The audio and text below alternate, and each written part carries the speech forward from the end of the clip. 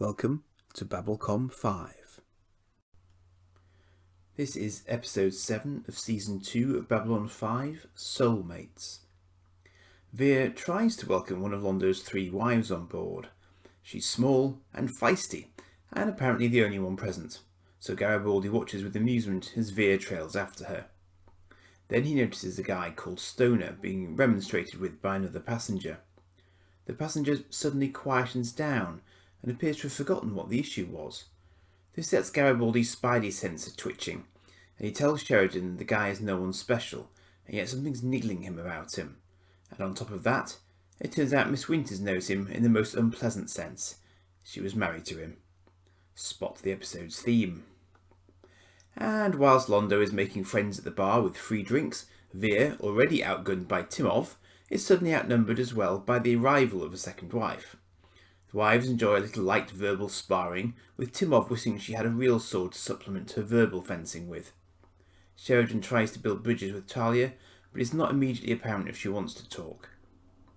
Ivanova has been called to Delen's quarters and is urged to enter quickly.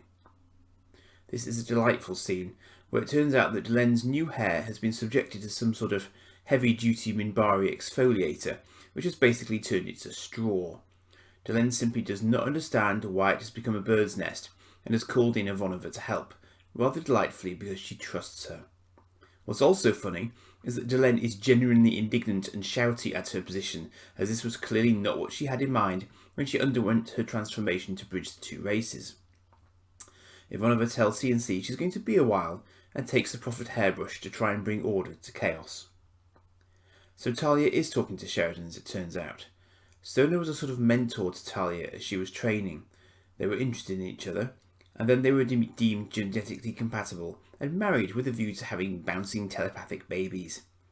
It became apparent it wasn't going to work, as somehow Stoner left the Corps, which, as Sheridan observes, normally only happens if you go feet first. Even now, not even Talia seems to know how Stoner managed that, and no one wanted to talk about it. Jakar, Talia having already done so, compliments Sheridan on having settled in. After all, it's not like the station's commander ever disappears off to a Minbari planet in the dead of night in unexplained fashions. Jakar rubs his temples as this mystery gives him a headache.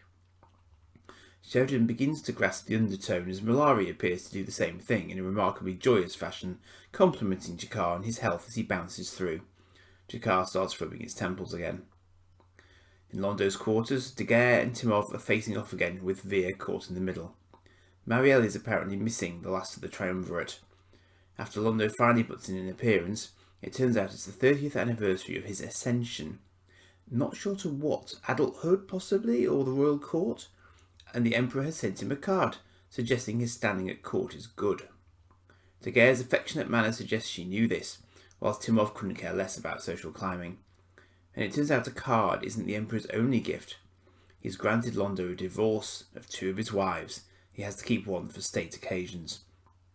By the end of the next day, Londo will have decided who to keep. Londo is loving the cat fighting. The doorbell rings, and another Centauri lady comes in.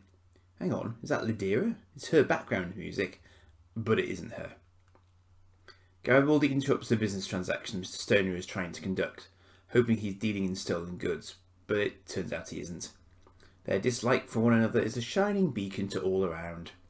Regardless, Garibaldi decides to have a little chat with him. Lanier arrives at Delen's quarters to pass on an invitation to Londo's ascension party, and finds her hair covered in shiny things as Ivanova continues her efforts to fix it. He is clearly amused by this, and asks if it's painful, but Delen says it's strangely relaxing. Having no hair himself, of course, he takes his leave in a bemused state. Garibaldi thinks Stoner is moving around to keep ahead of something. Stoner immediately grasps that Garibaldi is interested in Talia and antagonises him, offering to tell him intimate details about her, which infuriates Garibaldi. Things almost get physical. The meeting ends in something of a standoff, with both being very clear on where each other stands. Marielle locks onto Sheridan briefly before Londo intercepts her and brings her back into his group. He takes Sheridan aside and explains she's a fire-breathing moth. She's attracted to powerful men, but she burns them, not the other way round. So not Lydira, but at first glance I could have sworn it was. Stoner sits down with Talia despite her clear wish to be anywhere else. He seems to be suggesting that Talia would like to leave the Corps, and she genuinely does want to know how he managed it. He says he simply lost his psi ability, and so they had no hold over him, and he offers her the same escape route. Garibaldi catches her in the lift and offers help, but she's dismissive of him and tells him to butt out. Londo has two eyes propositioning him for a threesome, whilst the third, Timov, gives him a solid slap in the face and leaves, saying he's devolved. Talia has come to apologise to Garibaldi for her earlier rudeness. She wants to resolve things as she's intending to leave, probably with Stoner. Apparently he was subjected to experimentation by the Corps that backfired and destroyed his psionic ability.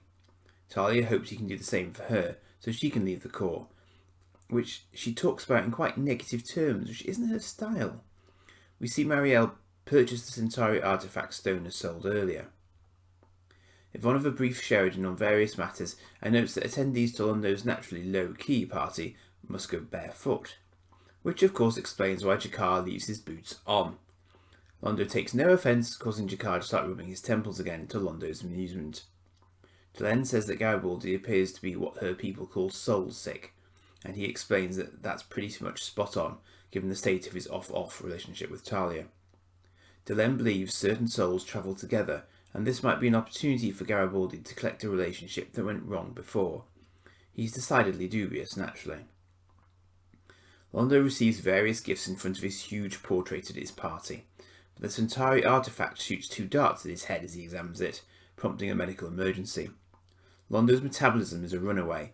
He's going to burn out without a transfusion, and Franklin can't produce an artificial alternative or an antidote fast enough. It seems all the wives stand to gain if he dies, as his divorce isn't official yet.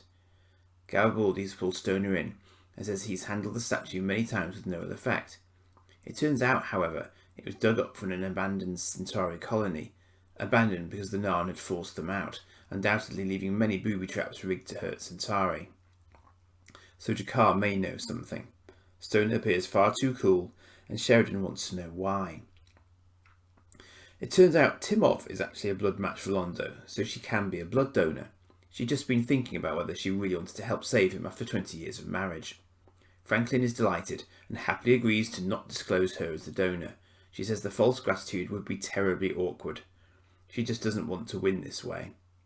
Garibaldi has discovered that Stoner's story checks out, yet somehow he's had dinner early. It seems he just asked for it. Londo comes round, surrounded by his wives, leading him to believe he's either in Medlab or in hell.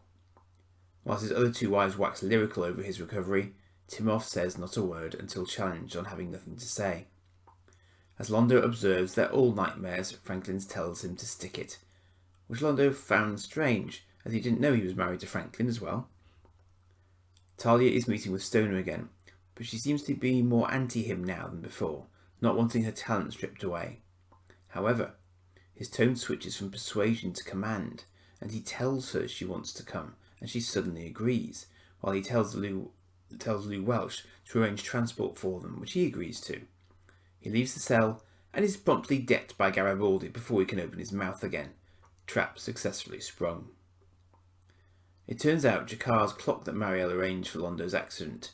Too many coincidences with the statue having arrived on B5 just in time for her to buy it, and her admitting that she bought it, cleverly hiding the truth that she knew exactly what she was buying. There's some suggestion that she's done Jakar favours in the past, and a funny comment about the fact that if Jakar were married to Londo, everyone would be concerned. So, it turns out Mr. Stoner, the ex-Corps employee, is being sprung by the Corps. Sheridan and Garibaldi have pulled it all together. He told half the truth. Having been experimented on, his talent didn't disappear, but shifted, making him an empath able to influence the feelings of others. As a result, he couldn't stay in the Corps because he'd be detected, which would reveal he'd been experimented on. So he became an unofficial Corps member. Ideally, he and Talia would have hooked up again to produce more empaths, but as Garibaldi has armed guards outside who will come in shooting should he suddenly appear to be best buds with Stoner, they're going to have to call it a draw, and Garibaldi references Delenn when he says he'll see Stoner in another lifetime. Veer finally gets his greeting to the wives fired off spot on as he bids them farewell. Timov gets Londo's itinerary, and we discover it's she who has been chosen to remain his wife. But he's going to pay the other two maintenance as a compromise, probably so he doesn't have to watch his back quite so much. Timov is, however, very confused. Why her? Largely because she didn't put on any pretences. Londo says that he will always know where he stands with her, and that, it seems, is good enough.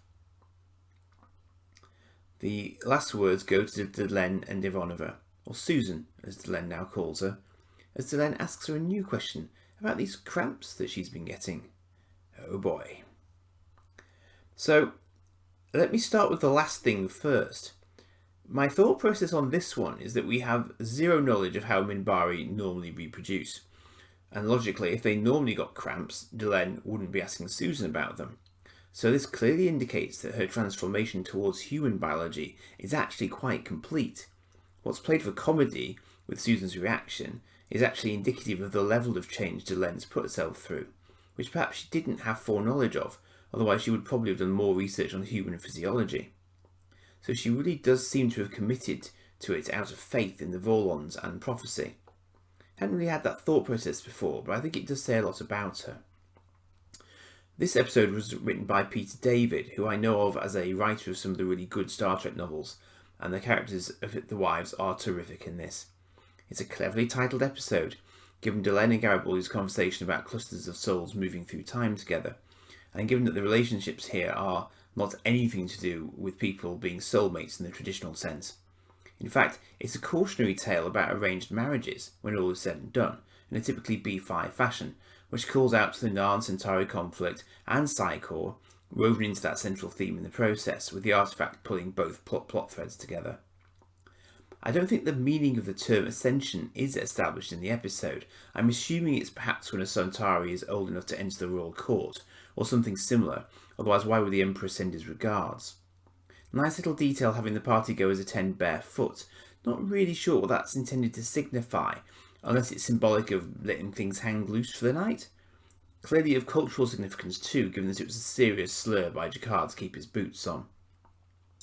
Also interesting, the Narn would be so indiscriminate as to leave what are effectively landmines lying around, and interesting that Marielle didn't trigger it.